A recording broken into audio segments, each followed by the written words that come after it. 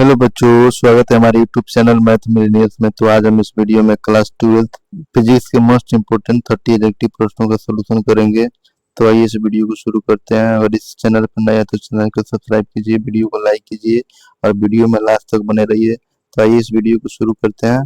तो पहला क्वेश्चन से शुरुआत करेंगे। तो ये फर्स्ट क्वेश्चन में कह रहा है कि आवेशित संधारित्र की दोनों पट्टियों के कुल आवेश का योग कितना होता है। तो हम एक संधारित्र बना लेते हैं, उसके बाद से आपको दिखाते हैं। तो यहाँ पर देख लीजिए, एक संधारित्र हो गया ये। इस पर एक प्लेट पे प्लस क्यू आवेश रहता है, दूसरे पे माइनस क्यू आवेश रहता है। और कह रहा है कुल आवेश का योग कितना होगा। तो यहाँ पर प्लस क्यू आवेश को हम जोड़ देंगे और माइनस क्यू आवेश को जब जोड़ेंगे तो ये दोनों एक दूसरे को काट के ये जीरो हो जा रहा है। तो इस कुल आवेश यहाँ पे कितना हो जा रहा है, जीरो हो जा रहा है। तो इस क्वेश्चन का सही जवाब ऑप्शन ए करेक्ट हो जाता है।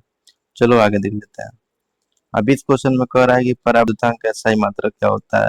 तो परावैद्युतांक यानी एप्सिलॉन नॉट का मान पूछ रहा है, एप्सिलॉन नॉट का मान पूछ रहा है। तो निकाल लेते हैं।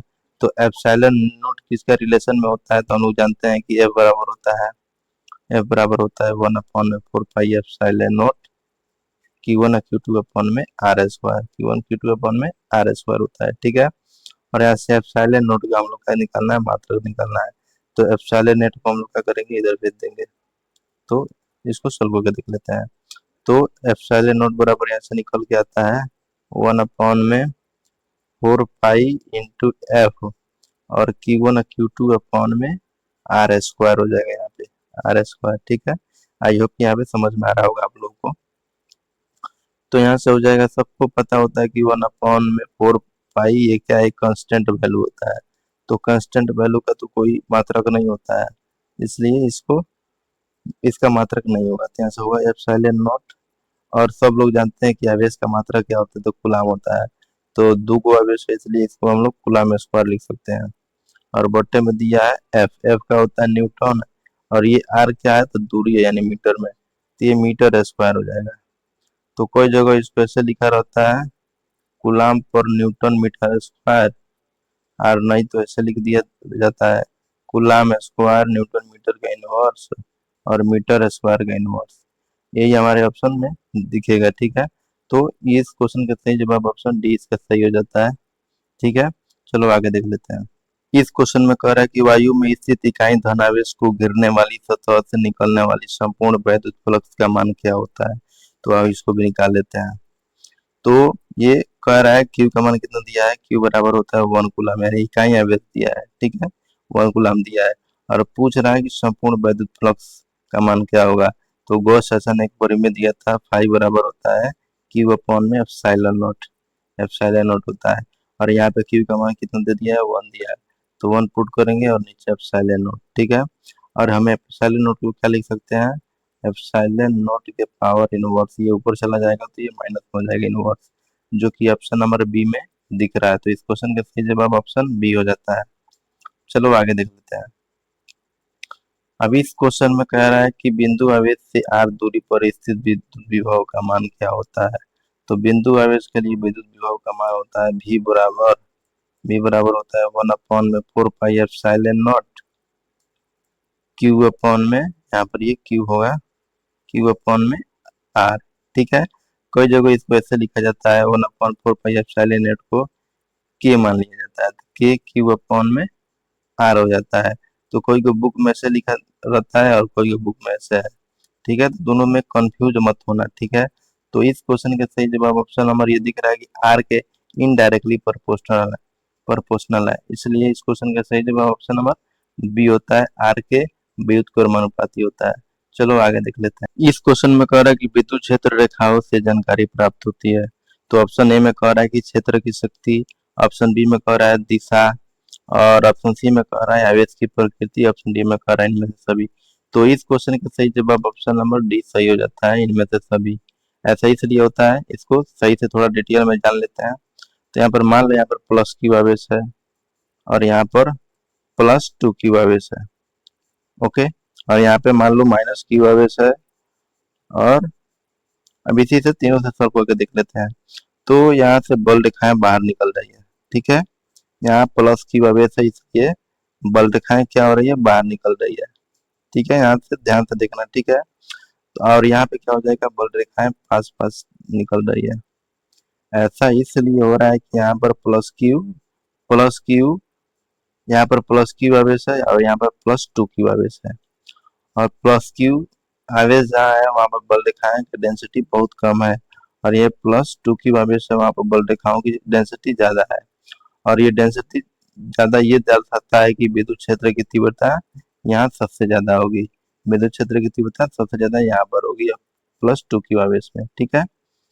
और यहाँ पे दर्शा रहा है प्लस क्यू आवेश। प्लस क्यू आवेश जहाँ दिखाई देगा तो समझ जाना कि यहाँ से बल रेखाएं बाहर निकल रही है। चाहे जहां से बल रेखाएं बाहर निकले समझ जाना कि वहां पे प्लस क्यू आवेश होगा, ठीक है। और माइनस क्यू आवेश पे क्या होता है कि बल रेखाएं अंदर की ओर प्रवेश करती है, बल रेखाएं अंदर की ओर प्रवेश करती है। तो यहाँ से दिशा भी पता चल रहा है और क्षेत्र की शक्ति का भी पता चल रहा है। और ये कह रहा है आवेश की प्रकृति, तभी तो बता रहा है कि जहां बल रेखाएं बाहर निकले तो समझ जाना क्यू आवेश है, यानी धन आवेश है। और जहां बल रेखाएं अंदर की ओर प्रवेश करे तो समझ जाना वहां पे ऋण आवेश है, ठीक है। तो इस क्वेश्चन का सही जवाब ऑप्शन डी हो जाएगा इनमें से सभी। चलो आगे देख लेते हैं। अब इस क्वेश्चन में कह रहा है कि धातु का आवेशित गोलक के पृष्ठ से गोलक के केंद्र की ओर जाने पर वैद्युत क्षेत्र, तो यहाँ पर दिख रहा होगा एक गोला है, गोला के सतह पे क्या है, पृष्ठ पर कुछ आवेश प्लस बिखरे हुए दिखाई दे रही होगी, ठीक है। यहाँ पे तो क्या होता है कि जब कोई चालक गोला होता है तो उसके सतह पे बहुत सारे आवेश रहता है, जिसकी वजह से वैद्युत क्षेत्र सतह पे रहता है, ज्यादा रहता है, ठीक है। जैसे ही हम लोग अंदर प्रवेश करते हैं वैसे ही क्या हो जाता है, वैद्युत क्षेत्र शून्य हो जाता है। ये नहीं कि हम लोग धीरे धीरे केंद्र पे जाएंगे तो वैद्युत क्षेत्र शून्य होगा, ऐसा नहीं होता है। ये ग्रेविटी की तरह नहीं होता है। ग्रेविटी हम लोग को क्या होता है, जैसे जैसे अंदर जाते हैं वैसे वैसे ग्रेविटी कम होता जाता है। ये ग्रेविटी के जैसा नहीं होता है, ये डायरेक्ट जैसे ही अंदर प्रवेश किए वैसे ही तुरंत ही ये अपना क्षेत्र खो देता है, शून्य हो जाता है चुंबकीय थी विद्युत क्षेत्र, ठीक है। तो इस क्वेश्चन का सही जवाब ऑप्शन नंबर डी सही हो जाएगा इसका। चलो आगे देख लेते हैं। अब इस क्वेश्चन में कहा है कि अगर दो आवेशों के बीच की दूरी बढ़ाई जाती है तो उनकी वैद्युत स्थितिज ऊर्जा पर क्या प्रभाव पड़ेगा। तो वैद्युत स्थितिज ऊर्जा 1 में आर के इनडायरेक्टली प्रोपोर्शनल होता है। तो जैसे ही आर बढ़ेगा, आर बढ़ेगा तो क्या हो जाएगा, वैद्युत स्थितिज ऊर्जा घट जाएगी। तो इस क्वेश्चन का सही जवाब ऑप्शन नंबर बी सॉरी ए सही हो जाता है, ठीक है। इस क्वेश्चन का सही जवाब ऑप्शन नंबर ए सही हो जाएगा। चलो आगे देख लेते हैं। इस क्वेश्चन में कह रहा है कि चालक पदार्थ से बने असीमित आवेशित पतली चादर की सतह के निकट स्थित किसी बिंदु पर विद्युत क्षेत्र का मान क्या होता है, जिसको भी निकाल लेते हैं। तो हम लोग जानते हैं एक चादर बना लेते हैं पतली, तो ये मान लेते हैं अचालक प्लेट है। और चालक, जब अचालक प्लेट होता है तो उसके अंदर क्या होता है, आवेश होता है, सतह पे नहीं रहता है आवेश, उसके अंदर आवेश रहता है। तो ये अंदर आवेश बना दिए। और इसके केंद्र से आर दूरी पे कोई बिंदु पी है, इस पे वैद्युत क्षेत्र की तीव्रता निकालना है। तो यहाँ पर क्षेत्र हो जाएगा, तीव्रता हो जाएगा सिग्मा अपॉन में 2 एप्सिलॉन नॉट। क्या हो जाएगा, सिग्मा अपॉन में 2 एप्सिलॉन नॉट। ये 2 को सही से लिख देते हैं, 2 नहीं लग रहा है, ये 2 हो जाएगा। तो ये बराबर हो जाएगा सिग्मा अपॉन में 2 एप्सिलॉन नॉट। ये अचालक के लिए होता है। और चालक के लिए क्या हो जाएगा, चालक के लिए सेम ऐसे इनफाइनाइट एक प्लेट बना लेंगे, ठीक है। तो इसके इस बार सतह पे आवेश आ जाएगा, पूरा सतह पे आवेश आ जाता है। आई होप यहाँ पर आप लोगों को समझ में आ रहा होगा, ठीक है। और इसके केंद्र से जब हम लोग आर दूरी पे बिंदु पी पर हम तीव्रता निकालेंगे तो यहाँ पर सिग्मा अपॉन में एप्सिलॉन नॉट निकल के आता है, ठीक है। ये दोनों फॉर्मूला बहुत ज्यादा इंपॉर्टेंट है, आप लोग को ध्यान रखना है। तो इस क्वेश्चन का सही जवाब ऑप्शन नंबर बी इसका करेक्ट हो जाएगा, क्योंकि चालक पूछा है, ठीक है। तो चालक के लिए सिग्मा अपॉन में एप्सिलॉन नॉट होता है। तो इस क्वेश्चन का सही जवाब ऑप्शन बी करेक्ट हो जाता है। चलो आगे देख लेते हैं। अब इस क्वेश्चन में कह रहा है कि आवेश ए एवं बी एक दूसरे को आकर्षित करते हैं, ठीक है। तो ये कब आकर्षित करेंगे, तो मान लेते हैं आवेश बना लेते हैं यहाँ पर, एक गोला कोई ए है, ठीक है, ये कोई गोला बी है। तो आकर्षित कब करेंगे, जब विपरीत आवेश होंगे। यहाँ पर मान लेते हैं पर प्लस क्यू आवेश होगा और यहाँ पर माइनस क्यू होता है। एक और कंडीशन होता है, या तो इस पर कोई चार्ज ना हो, न्यूट्रल हो, या इस पर पॉजिटिव चार्ज हो, तब भी एक दूसरे को ये क्या कर लेंगे, आकर्षित कर लेंगे। लेकिन हमारे उस कंडीशन के विषय में बात नहीं किया गया है, ठीक है।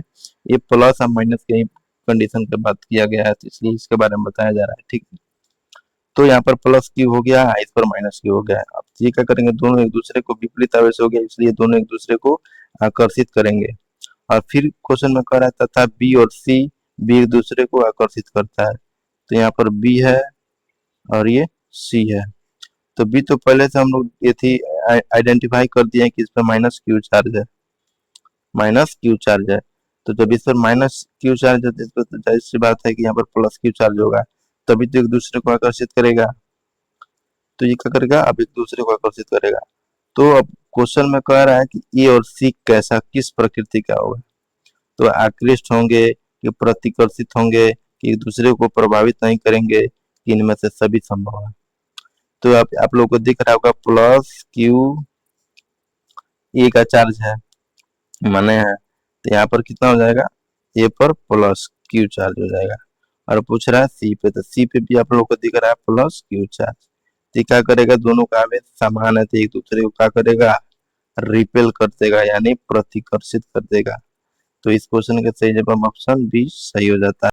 अब इस क्वेश्चन में कह रहा है कि आवेश से आवेशित आर त्रिज्या की गोलीय चालक के केंद्र के बाहर एक्स दूरी पर विभव क्या होगा, ठीक है। और हमेशा जब विभव निकाला जाता है तो उसके सतह से दूरी नहीं लिया जाता है, केंद्र से लिया जाता है, ठीक है। केंद्र से कितना दूरी है, तो एक्स है। यहीं पे बच्चे कंफ्यूज हो जाते हैं।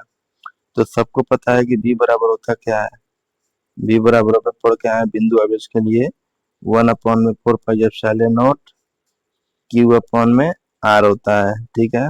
और 1/4 पाई को अभी पिछले वीडियो में पिछले स्लाइड में बताया कि के बराबर होता है, इसको के मान लेते हैं और क्यू हो गया और ये आर हो गया। इसको इस तरह से भी लिखा जा सकता है। तो इस क्वेश्चन का सही जवाब ऑप्शन नंबर बी सही हो जाएगा। और ये आर के जगह पे हम लोग क्या रख लेंगे, एक्स रख लेंगे। तो इस क्वेश्चन का सही जवाब ऑप्शन बी हो जाएगा। चलो आगे देख लेते हैं। अब इस क्वेश्चन में कह रहा है आवेश का रेखीय घनत्व का मात्रक क्या होता है, जिसको भी देख लेते हैं। तो आवेश का रेखीय घनत्व होता है लैम्डा बराबर होता है क्यू अपॉन में यल, जिसको हम लिख सकते हैं, आवेश को कूलाम लिखते हैं और यल जो है ये मीटर होता है, यानी कूलाम पर मीटर हो जाएगा, ठीक है। और ये बात करें पृष्ठ क्षेत्र घनत्व का, तो इसको सिग्मा से लिखते हैं। तो सिग्मा बराबर होता है क्यू अपॉन में ए, ठीक है। आप लोग को समझ में आ रहा होगा। तो यहाँ पर क्यू का कूलाम हो जाएगा और ये है क्षेत्रफल है, तो क्षेत्रफल को मीटर स्क्वायर लिख सकते हैं। और ये रो होता है एक आयतन घनत्व, आयतन घनत्व होता है क्यू अपॉन में भी, इसको हम लिख सकते हैं कूलाम पर मीटर क्यूब। ये तीनों फॉर्मूला का ये SI मात्रक मात्रक आप लोग को याद रहना चाहिए, बहुत ज्यादा इंपॉर्टेंट है। इस बार पूछा है तो एकदम जाहिर सी बात है कि आगे भी पूछेगा ये। तो इस क्वेश्चन का सही जवाब ऑप्शन ए में दिख रहा होगा, ये इसका सही हो जाता है। चलो आगे देख लेते हैं। इस क्वेश्चन में कह रहा है किसी चालक का संवहन वेग VD तथा आरोपित विद्युत क्षेत्र E के बीच संबंध क्या होगा। तो ये डायरेक्ट फॉर्मूला का ये रिलेशन आप लोग को याद रखना है। ऑप्शन बी इसका सही हो जाता है, VD directly proportional to E होता है। और ये एक डेरिवेशन है जो आपको डेरिवेशन करके निकाला जाता है, प्रूव किया जाता है, ठीक है। तो आपको शायद बेसिक में पढ़ाया गया होगा, आप लोगों को पता होगा, ठीक है। तो आइए अगला क्वेश्चन देख लेते हैं। इस क्वेश्चन में कह रहा है कि किसी चालक का संवहन वेग VD तथा आरोपित विद्युत क्षेत्र E के बीच संबंध पूछ रहा है। तो हम लोग जानते हैं ये एक डेरिवेशन होता है जो कराया जाता है, शायद आप लोग बेसिक पढ़ते हुए ये डेरिवेशन किया होगा आप लोग। तो वो रिलेशन मिलता है VD directly proportional to E, ठीक है, जो कि ऑप्शन नंबर बी में दिख रहा है। इस क्वेश्चन का सही जवाब ऑप्शन बी हो जाता है। चलो आगे देख लेते हैं। अभी इस क्वेश्चन में कह रहा है कि वैद्युत क्षेत्र की तीव्रता का विमीय सूत्र क्या होता है, तो इसको भी निकाल लेते हैं। तो वैद्युत क्षेत्र की तीव्रता का विमीय सूत्र कोई को बच्चा तो याद कर लेता है, लेकिन कोई को याद नहीं कर पाता है, याद करता है और भुला जाता है। तो इसको हम लोग कोशिश करेंगे इसको अच्छे से इसको एक्सप्लेन करके निकाला जाए, जो आप लोग नहीं भुला पाओगे। तो सबको पता होता है कि यहाँ पर F बराबर Q इंटू ई होता है, Q इंटू ई होता है, यहाँ से ई निकालेंगे, ई बराबर हो जाएगा F अपॉन में Q, और F का सबको पता होता है विमीय सूत्र MLT इनवर्स 2 होता है, ठीक है।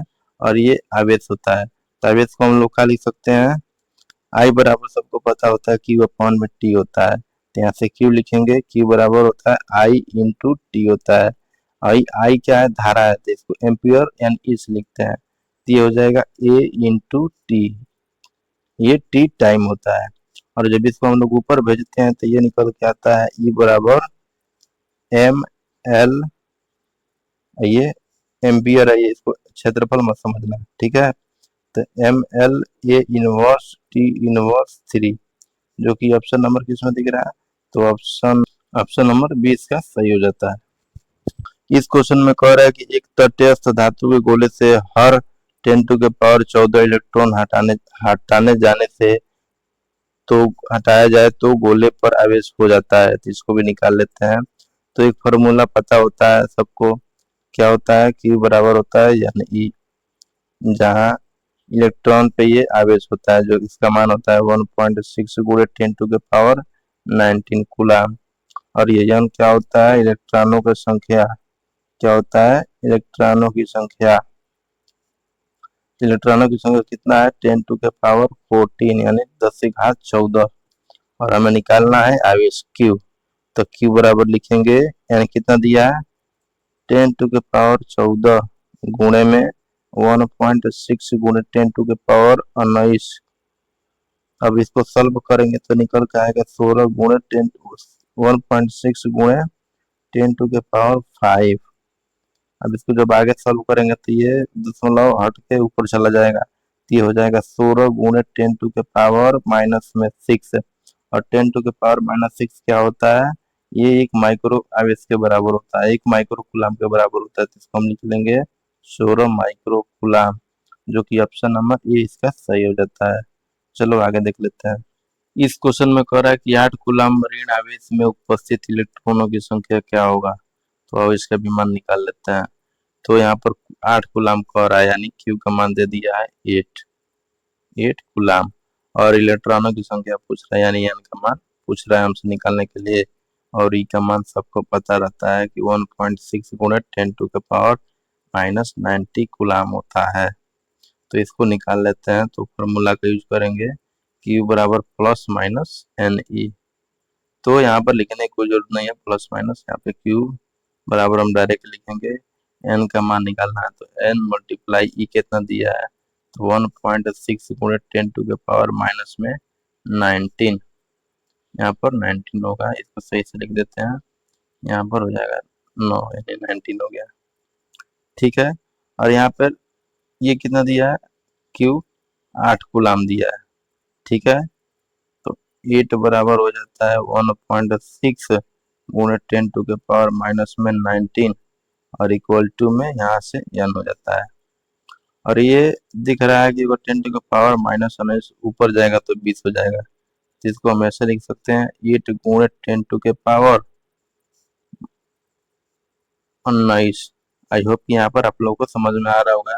और नीचे है 1.6, और ये जब दशमलव हटाएंगे तो यहाँ पर 80 हो जाएगा, और ये 16 हो जाएगा, और कटेगा तो ये 5 बार में जाएगा, यानी यहाँ से निकल के आएगा, ऊपर यहाँ पर लिख दे रहे हैं 5 गुणे 10⁻19, ठीक है। इस क्वेश्चन का सही जवाब ऑप्शन। अब इस क्वेश्चन में कह रहा है कि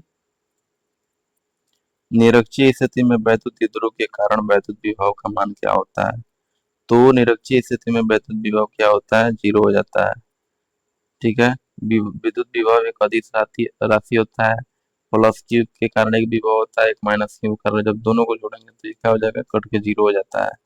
और ये क्या होता है, निरक्षीय स्थिति पे B बराबर होता है 1 अपॉन में, B बराबर होता है 1 अपॉन में 4 पाई एप्सिलॉन नॉट, 1 अपॉन में 4 pi epsilon not P upon में R स्क्वायर होता है, ठीक है, ये होता है। चलो आगे देख लेते हैं।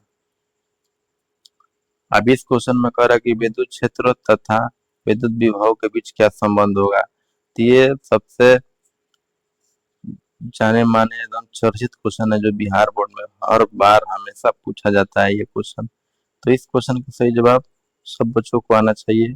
आप लोग इसको रट के रख लो, ये हमेशा पूछा जाता है। तो इस क्वेश्चन का सही जवाब ऑप्शन ए होता है, माइनस में डीबी अपॉन में डी आर होता है। ठीक है, तो इस क्वेश्चन का सही जवाब ऑप्शन ए हो जाएगा। चलो आगे देख लेते हैं। अभी इस क्वेश्चन में कह रहा है कि आर दूरी पर रखे दो वैद्युतीय ध्रुव से बने निकाय की वैद्युतीय ऊर्जा अनुक्रमानुपाती होता है। तो अनुक्रमानुपाती होता है आर स्क्वायर के, अनुक्रमानुपाती होता है, इनमें से कोई नहीं। ये आर स्क्वायर के व्युत्क्रमानुपाती होता है। ठीक है, तो इनमें से कोई नहीं होगा। इस क्वेश्चन का सही जवाब ऑप्शन डी करेक्ट हो जाता है। तो ये वीडियो का लास्ट क्वेश्चन था। आई होप ये सारे क्वेश्चन आप लोगों को समझ में आया होगा।